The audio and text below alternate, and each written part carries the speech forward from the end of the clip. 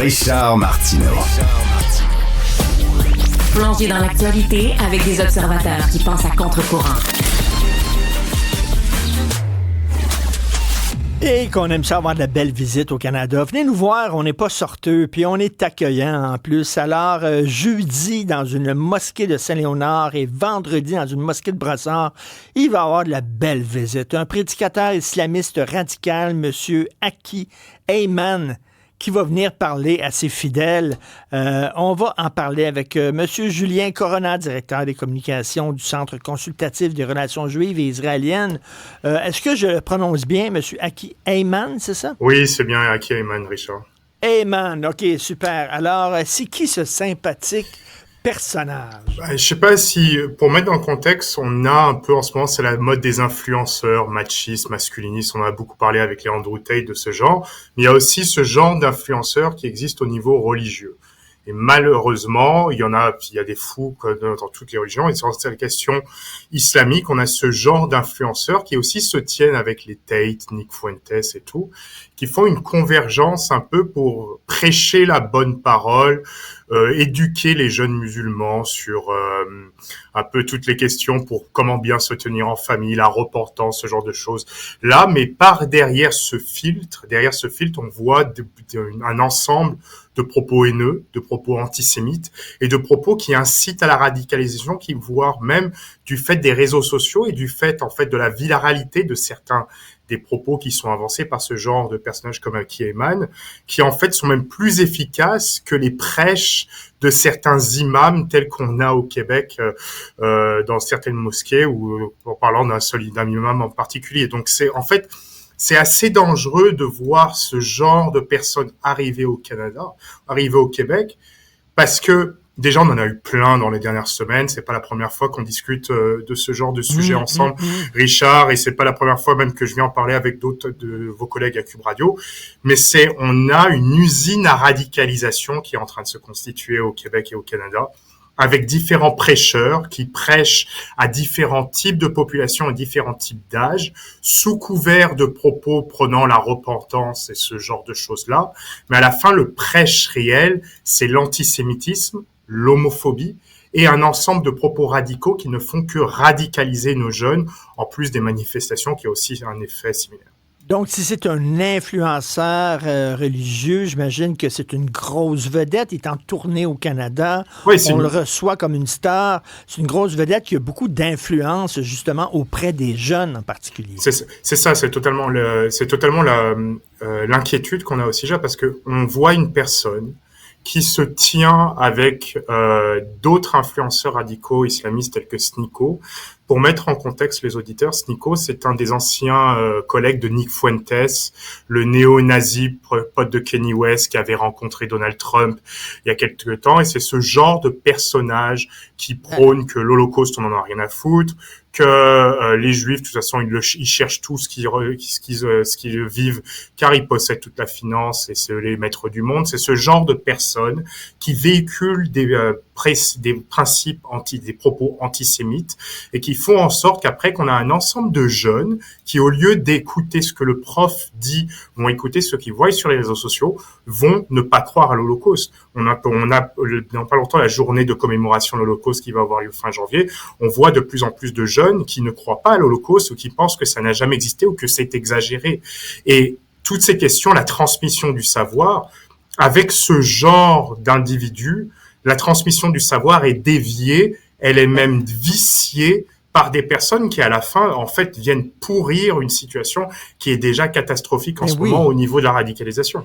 Et Aki Ayman, vous l'avez dit, Julien, c'est un proche de Sneako. Sneako, c'est un influenceur qui ne cache pas son admiration pour Adolf Hitler. Totalement. Il a mis des photos d'Hitler sur ses médias sociaux en disant que ce gars-là avait un charisme incroyable et tout ça.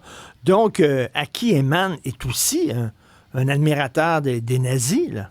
Si on va dans le cadre de la culpabilité par association, il suffit d'aller voir quelques vidéos de Sneako sur Rumble, la plateforme d'extrême droite et conspirationniste.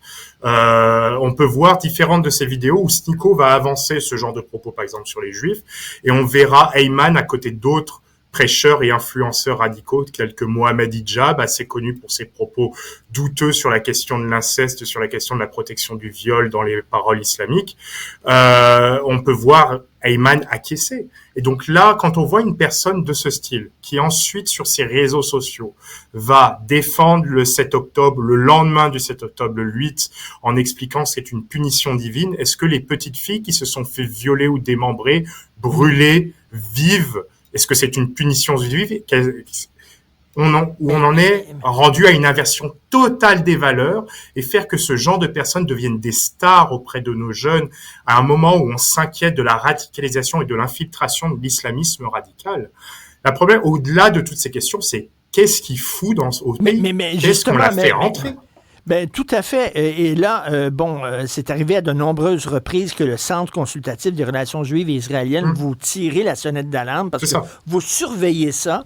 D'ailleurs, il y a des belles histoires, il y a des bonnes histoires. C'est arrivé souvent, vous avez dit, écoutez, ça n'a pas de sens là, que ce prédicateur islamiste radical soit invité. Et puis finalement, on apprend quelques jours après que la fameuse conférence est annulée. Ça vient d'arriver, là. Vous avez annoncé ça aujourd'hui, l'annulation de la conférence. Hizbut Tahrir, j'en avais parlé la semaine dernière avec avec ton collègue Benoît Dutrisac, et ça en a beaucoup parlé au Canada anglais, parce que c'était une conférence qui se passait à Mississauga et dans la grande région de Toronto. Hizbut Tahrir, pour remettre en contexte, c'est une organisation terroriste qui n'est pas considérée encore, mais ça risque de le devenir du fait des propos de Rachid Bedaine, l'a avancé, qui sont en train de réfléchir sur ça. Hizbut Tahrir, c'est une organisation terroriste qui vise au renversement des gouvernements démocratiquement et légitimement élus, à l'instauration de la charia et au retour du califat. Elle devait faire une conférence pour mobiliser ses membres au Canada afin que ces derniers puissent participer et prêcher le retour du califat, parce que ces membres, après, vont aller dans les mosquées, vont aller dans les associations communautaires. Et, tu sais, ce genre de prêcheurs, c'est comme des Hassim et Lakim l'été dernier, qui vont te sortir à longueur de sermons. Les Juifs sont responsables de tout, mort à l'Occident, ce genre de choses, et on les fait rentrer au pays. Ben justement, il y avait aussi une conférence qui devait se tenir à Outremont, sur l'avenue du Parc, au théâtre Rialto, puis finalement, ça a été aussi annulé à la dernière minute grâce à vous qui avez tiré la sonnette d'alarme. Mais si ces gens-là viennent prononcer des conférences dans des mosquées, parce que là, le jeudi, vendredi, ça va être dans une mosquée de Saint-Léonard, une mosquée de Brossard, c'est parce qu'ils sont invités. Donc, on veut dire, il y a des mosquées à Montréal qui invitent ces gens-là en sachant fort bien qu'ils ont un discours incendiaire et antisémite et haineux.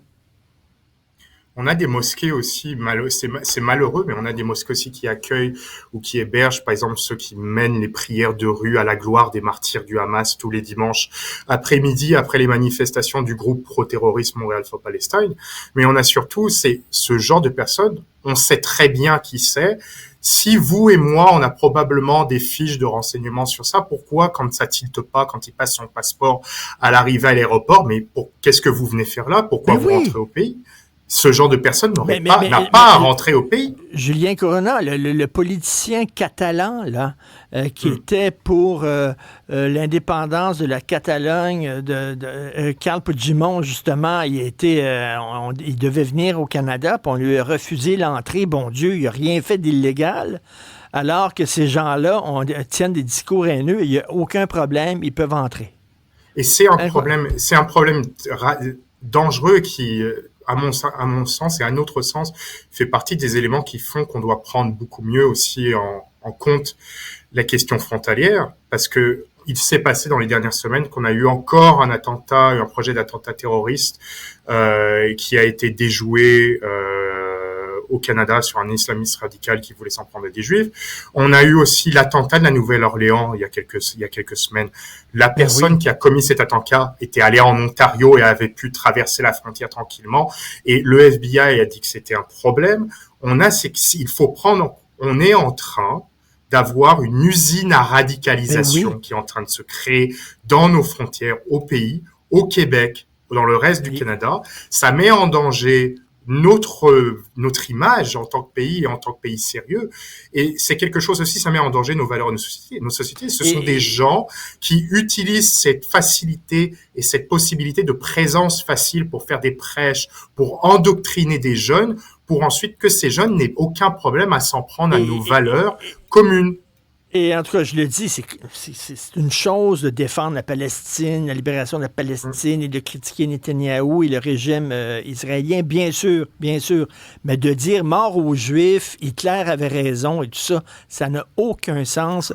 J'écris ma chronique du Journal de Montréal justement là-dessus demain. J'espère que vous allez faire bouger les choses et que ces deux conférences-là seront en effet annulées parce que c'est inacceptable totalement. Merci beaucoup, Julien Corona, directeur des communications du Centre consultatif de relations juives et israéliennes. Quelque chose me dit, malheureusement, que c'est pas terminé. Il y en aura d'autres conférences comme ça. C'est triste. On aurait préféré pas. Les otages vont probablement commencer à être libérés ce soir dans les prochaines heures. J'aurais préféré venir si on croise les doigts. J'aurais préféré venir parler de ça. Malheureusement, il se passe que les bonnes résolutions de 2025, c'est que la même dynamique de conférences, de propos et de discours qui s'attaquent aux valeurs communes du Québec continue. Mais, Julien Corona, il y a un islam radical à Montréal qui a crié « Mort aux ennemis de Gaza » devant des centaines de gens, devant des caméras. Et puis, il n'y a eu aucune accusation portée contre lui. Alors, ben voilà. Après ça, il ne faut pas se surprendre qu'on accueille de façon généreuse ces gens-là. Julien Corona, merci beaucoup. Merci beaucoup, M. Arsenault.